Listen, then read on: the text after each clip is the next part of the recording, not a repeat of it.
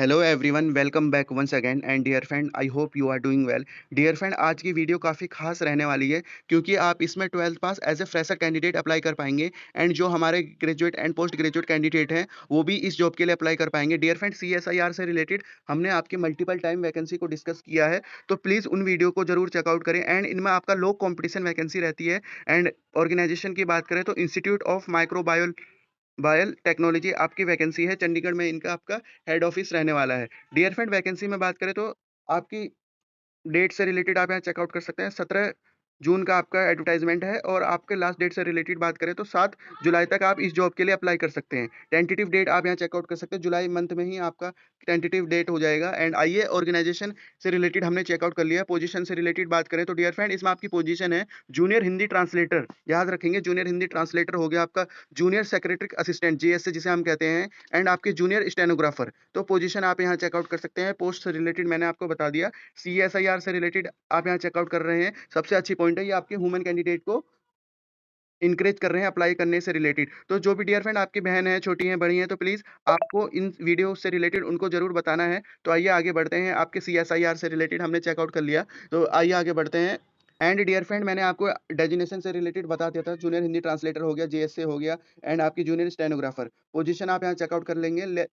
पे लेवल भी आप यहाँ चेकआउट करेंगे। एंड आपका 7 CPC के अंडर में आपकी सैलरी रहने वाली, सैलरी आप चेकआउट करेंगे। 64,000 है आपकी जूनियर हिंदी ट्रांसलेटर से रिलेटेड। JSA के लिए आपका 36,000 एंड जूनियर स्टेनोग्राफर से रिलेटेड आपका 47,000 है। तो जो भी हमारे नॉन मैथ कैंडिडेट हैं उनको भी इस जो अपॉर्चुनिटी के लिए जरूर अप्लाई करना चाहिए, क्योंकि वो जूनियर स्टेनोग्राफर में अप्लाई कर सकते हैं। एंड अपर एज से रिलेटेड आप यहाँ चेकआउट करेंगे। 30 ईयर रखी है, 20 ईयर रखी है, एंड आपके 27 ईयर रखी है जूनियर स्टेनोग्राफर से रिलेटेड। तो डियर फ्रेंड, आगे बढ़ते हैं। आपके इसमें आके आपके ट्रैवल अलाउंस हो गया, HRA हो गया, DA हो गया, TA हो गया, ये सभी आपको प्रोवाइड किए जाएंगे। एंड डिस्क्रिप्शन में हम अच्छी तरीके से चेकआउट करेंगे। Junior Hindi and description of post wise आप यहाँ चेकआउट कर सकते हैं। जूनियर हिंदी ट्रांसलेटर से रिलेटेड डियर फ्रेंड, ए से रिलेटेड हमने बात कर ली। क्वालिफिकेशन को हम समझ लेते हैं। मास्टर डिग्री हो आपके पास from any recognise university, Hindi with English as a compulsory आपने सब्जेक्ट पढ़ा हो, या इसके अलावा आपने हिंदी में इंग्लिश में आपके पास मास्टर डिग्री हो और हिंदी में आपने एज ए सब्जेक्ट पढ़ा हो, इस बात को आपको ध्यान देना है। दोनों ही आपके चल जाएंगे। या आपके पास मास्टर डिग्री हो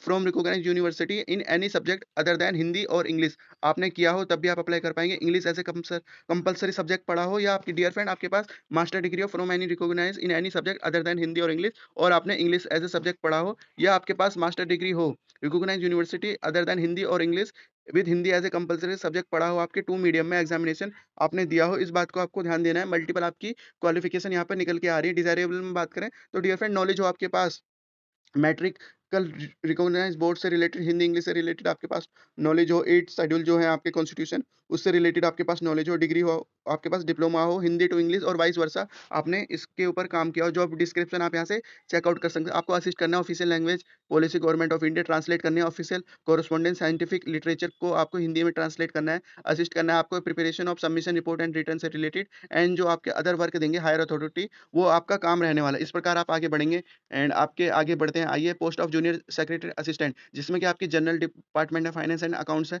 स्टोर एंड परचेज के अंडर में आपकी वैकेंसी है। मल्टीपल आपकी वैकेंसी है। JSA में बात करें तो आपकी 4 वैकेंसी है जनरल में, एंड JSA असिस्टेंट आपके फाइनेंस एंड अकाउंट में 2 वैकेंसी है, और स्टोर एंड परचेज में आपकी 3 वैकेंसी है। 12th आपका मांगा है। पे लेवल आप चेकआउट कर सकते हैं। मिनिमम मैक्सिमम एज आपकी 28 रहने वाली है। एंड आपके जूनियर स्टेनोग्राफर से रिलेटेड बात करें डियर फ्रेंड, 12th आपने पास किया हो, ऊपर भी आपका 12th पास है, इस बात को आपको ध्यान देना है। एंड स्टेनो से आपकी प्रोफेंसी हो, इस प्रकार आप इस जॉब के लिए अप्लाई कर पाएंगे। आपकी टोटल पोजीशन है 6, 4 है आपके अनरिजर्व के लिए, 2 है आपके OBC NCL के लिए। तो OBC NCL के लिए भी काफी अच्छी अपॉर्चुनिटी यहाँ पर निकल के आ रही है। मैं इस चीज को आपका हाईलाइट कर देता हूँ, ये चेकआउट कर लीजिएगा। 12th आपका मांगा है, एंड डिस्क्रिप्शन आप यहाँ से चेकआउट कर लेंगे। एंड डियर फ्रेंड, ये आपकी एब्रीविएशन है, एब्रीविएशन को अच्छी तरीके से चेकआउट करिएगा। यहाँ से JSC से रिलेटेड हो गया, जूनियर स्टेनोग्राफी से रिलेटेड हो गया, और एब्रीविएशन आपकी यहाँ फुल दे रखी है। एप्लीकेशन फी आप यहाँ चेकआउट कर सकते हैं डियर फ्रेंड। 500 आपकी फीस है अनरिजर्व के लिए, OBC के लिए, EWS के लिए। एंड जो हमारी वुमेन कैंडिडेट है, SC ST PWD male female, उनके लिए आपकी नील फीस रहने वाली है। तो आप यहाँ चेकआउट करेंगे। वुमेन कैंडिडेट को तो डेफिनेटली इस जॉब के लिए अप्लाई करना चाहिए।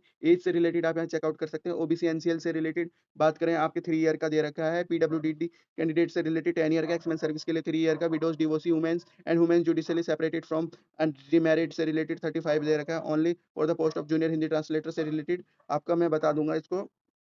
वुमेन्स जो अपने वर्क कर रहे हैं, employment of government autonomous body से रिलेटेड पीएसयू में काम किया उनका अप टू 5 ईयर रहने वाला है। एंड जो आपके जीएसए से रिलेटेड है तो there is no age limit CSR employee, तो सीएसआईआर के एम्प्लॉयी से रिलेटेड जीएसए में आपकी एंड जूनियर स्टेनोग्राफर में कुछ भी एज लिमिट नहीं रखी गई है।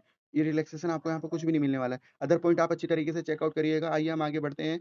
तो ये आपके बेसिक्स पॉइंट है, इनको अच्छी तरीके से चेकआउट करिएगा। सिलेक्शन प्रोसीजर से रिलेटेड बात करें तो डियर फ्रेंड आपका जूनियर हिंदी ट्रांसलेटर से रिलेटेड पेपर 1 पेपर 2 रहेगा। मैं आपको उसको डिस्क्रिप्शन में प्रोवाइड करा दूँगा। एंड उसके बाद आपका जीएस से जूनियर सेक्रेटरी असिस्टेंट में भी आपका पेपर 1 पेपर 2 रहेगा। उसके बाद आपकी फाइनल मेरिट लिस्ट बनेगी एंड इसमें आपका सिंगल पेपर रहने वाला है। तो इसको भी हम चेकआउट करेंगे। आइए आगे बढ़ते हैं। एंड प्रोफिशिएंसी से रिलेटेड आप ये चेकआउट करेंगे टाइपिंग टेस्ट, जिसमें कि 35 वर्ड पर मिनट आपका इंग्लिश में और हिंदी में आपका 30 वर्ड पर मिनट माँगा है। केडीडीपी में आप इन्हें कन्वर्ट कर लेंगे, ईज़िली हो जाएगा। तो डियर फ्रेंड जूनियर स्टेनोग्राफर से रिलेटेड सिलेबस हम चेकआउट कर लेते हैं। Junior Hindi translator paper 1 paper 2 आप ये चेकआउट करेंगे, जिसमें कि आपको ओएमआर बेस्ड भी रहेगा या आपका स्टूडेंट कम होंगे तो ओएमआर रहेगा, अदरवाइज़ आपका सीबीटी रहने वाला है। चेकआउट करिएगा यहाँ पे। Medium of exam Hindi English आपका बोथ रहेगा, ग्रेजुएशन लेवल रहेगा। पेपर 1 की बात करें तो जनरल इंटेलिजेंट हो गया, आपका क्वांटिटी एप्टीट्यूड हो गया, जनरल अवेयरनेस हो गया। क्वेश्चंस यहाँ चेकआउट करेंगे।